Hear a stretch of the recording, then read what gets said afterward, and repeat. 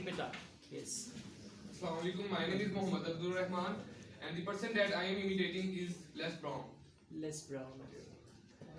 Before April 1954, the universal belief that a man was not physically capable of breaking the 4-minute barrier, that he could not run a mile in less than 4 minutes. But here's what happened, ladies and gentlemen. Roger Bannister came along and he broke the 4-minute barrier. Now here's what's significant about that. Since that time, up to this day, over 20,000 people have done it, including high school kids. What changed? They knew that it had been done, and because they knew it had been done, there was a new belief. And they did it. Then I'm saying that you know somewhere in your heart that if someone has done it, then you can also do it.